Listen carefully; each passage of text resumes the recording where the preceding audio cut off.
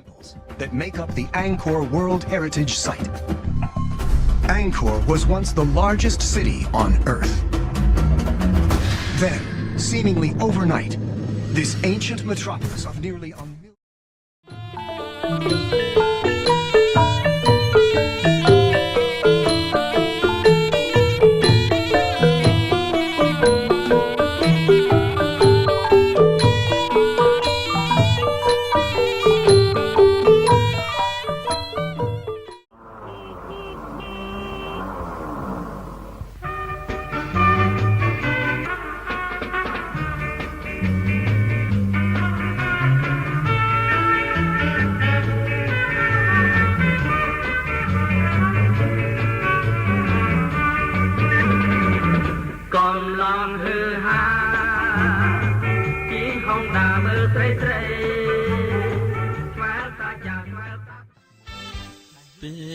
រាត្រី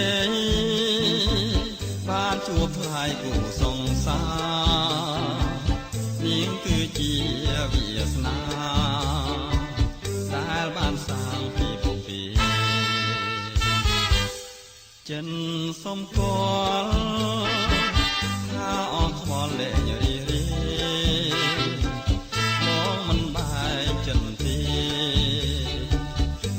មានចូលចងចាំ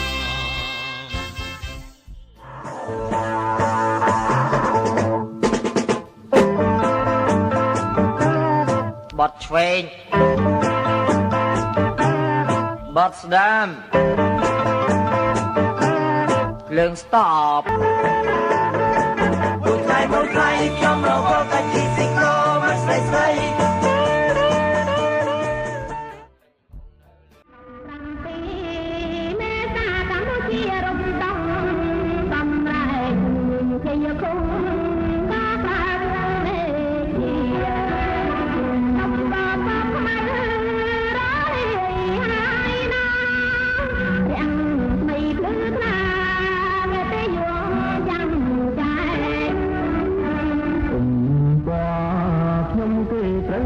យ៉ាងបានបងប្អូនគ្រប់ប្រានធ្វើមិនចាំខ្លួនឯងអត្តពលកម្ពុជាចោលឆ្ងាយក្រៃលែងមិនយើងស្ញប់ឆ្ងាយពីពេញក្នុងលោក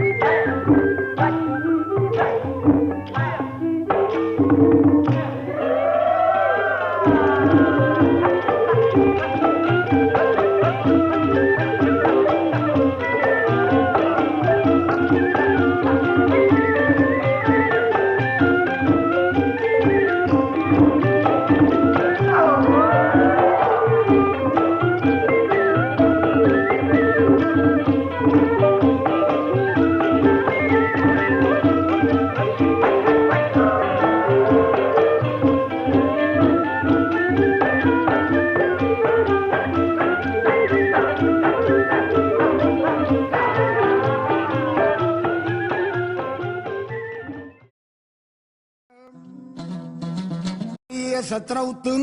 8បានសុខសួស្ដីដូចប្រាថ្នា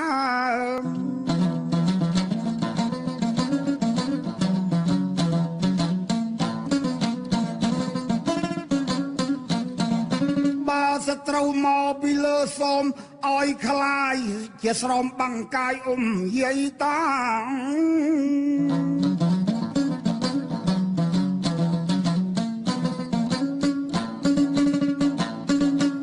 បងពូមីងក្មួយក៏មកចិត្តកៅកងមកចែសោហៀបើ សត្រូវមកពីក្រមសូមឲ្យคลายជាក្រែពូខ្នាយភួយមុងទ្វី